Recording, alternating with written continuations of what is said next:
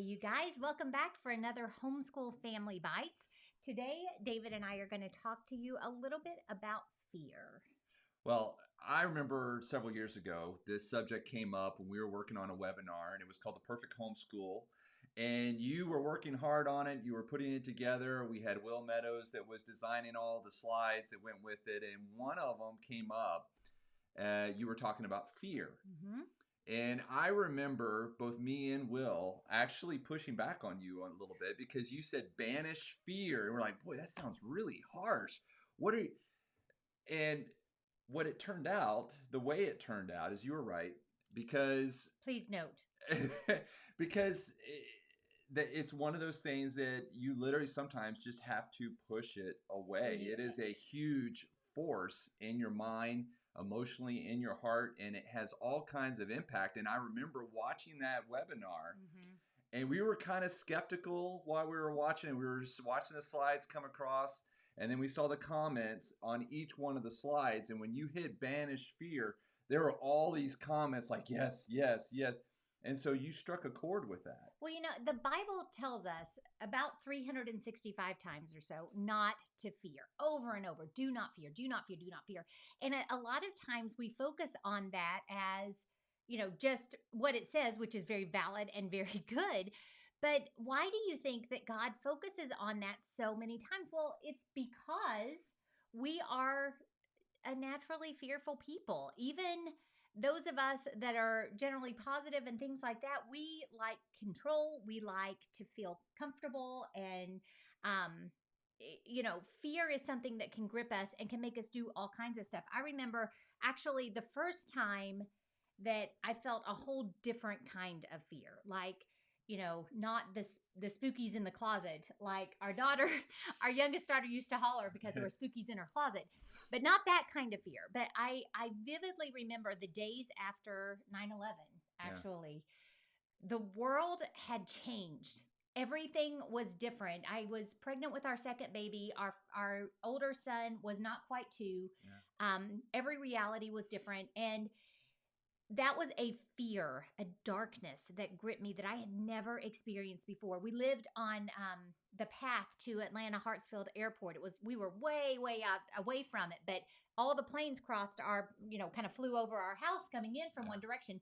And in those days after it, the airspace was silent. Yeah, it was eerie. Yeah, we'd go to bed and it was just freaky. But I remember too going to church the Sunday after September 11th.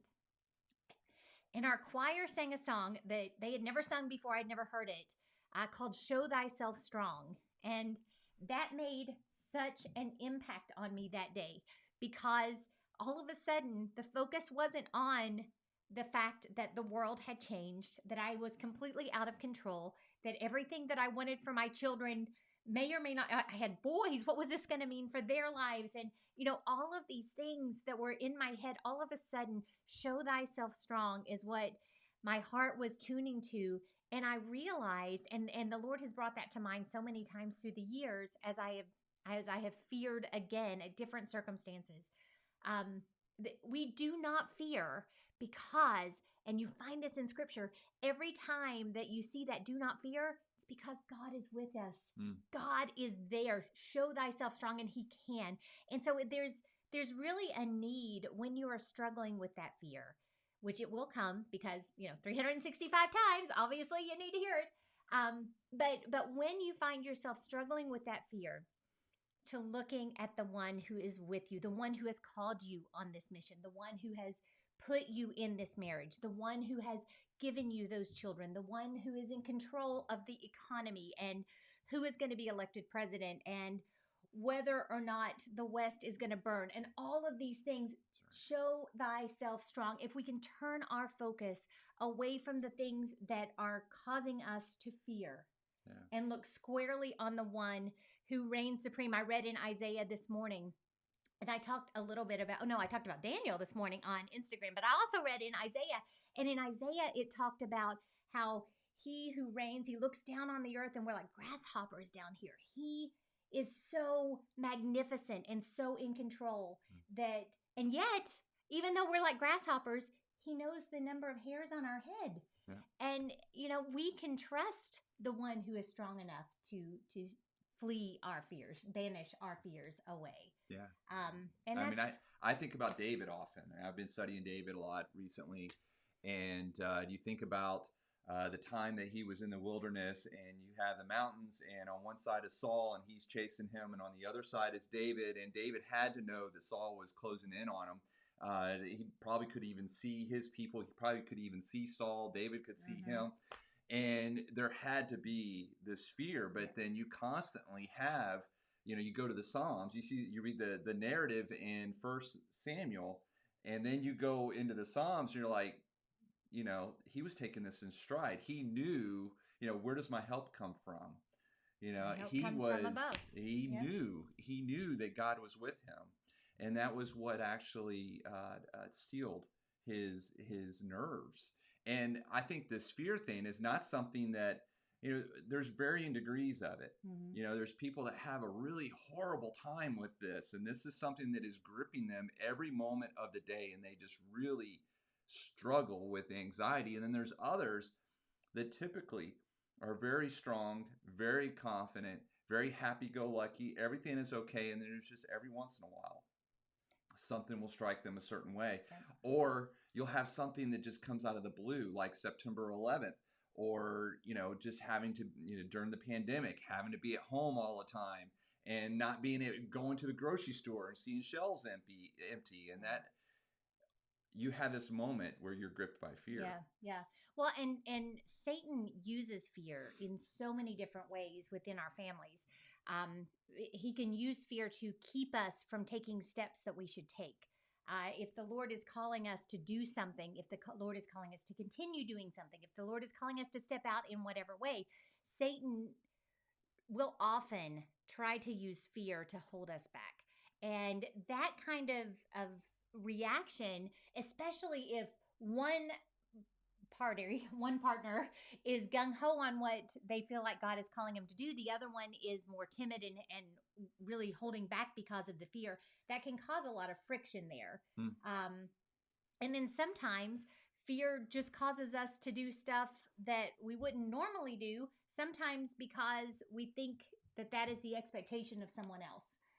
And so we step outside of what God would actually want us to do, or what really it even can be down to, again, just getting in the weeds as far as a family is concerned. Fear of, I'll give you a specific example of what I'm trying to say. When my boys were middle schoolers, young high schoolers, I struggled with fear in a way that I had never struggled before. And that was, I was so afraid of all of the wickedness that I knew was there for them. If they were to, get on the internet, or all of these awful things coming after them. And here's what that did. That literally paralyzed me. I was praying about it. I would, God, keep them safe, keep them pure, give them wisdom. We had all of the safeguards in place as far as, covenant eyes and router restrictions and all of these things. But that fear of what was lurking on the internet or lurking wherever, for my boys in particular, made me not even have conversations with them about some things. It just held me back from parenting the way that I should have parented, because I wasn't looking at the one who could show himself strong. Rather, I was looking square on into the darkness ahead. And that it all comes down to the same remedy for fear is what I learned that Sunday after September 11th. And that's looking at the one who is with me always, who can show himself strong and is in control. And I think that fear is actually coupled with doubt. Yeah. They kind of go together. You start questioning yourself. You start questioning what you're able to do. You struggle with confidence, but then you also start doubting who God is and what his character is, or there's doubt in, the position that you're in, or your family, or whoever that you have fear for, with your fears directed to them, usually is coupled with some level of doubt. Yeah. And I think that, doubt, a remedy to that would be faith. So, you kind of work all that together. and you start thinking about what the root of this doubt and this fear is, and you start working backwards, and you start thinking through that, and you start praying over that, and you start moving forward. Yeah. But sometimes fear, I think a remedy for that would be just take the next step. Not think about how many steps you have to take. Start thinking about everything down. Right. And way so down many of us here. want to control the entire pathway when Yeah. God just illuminates that next step. You just take that next clear step. Yeah. Yeah. So Yeah, and there's actually so much more. We'll have to come back and do another episode on fear, because fear can really mess up the way that you react with each other too. That can cause a lot of friction. I could react to him in some way because I was afraid he was thinking something, or whatever. It really can not only change the way that you parent, but it can change the way that you interact with your spouse. Satan can use this in so many ways. And so I guess the encouragement, the takeaway today is get to know God so well that you have so many verses to combat that fear, because you can ask him to show himself strong in all kinds of ways on those days when you will be struggling with fear, because the 365 times kind of proves it. But find ways to combat it through God's word. So one of the things that we didn't really open this with what we're doing here, and we just I think that we ought to talk about that a little bit. And what we're trying to do is we're taking the one word a day, and we want to do it for 100 days. And what we ask is that everybody kind of like and comment these, and actually share them with your friends and talk about them. But our plan is to come every single day for 10 to 12 minutes. That's right, and about 5 o'clock. Every single day, we're going to go live on the Facebook page, and then we're going to post these to YouTube as well. Yep. And so we hope that you'll join us every day. Yep. So hope to see you again tomorrow. Thanks. Bye-bye.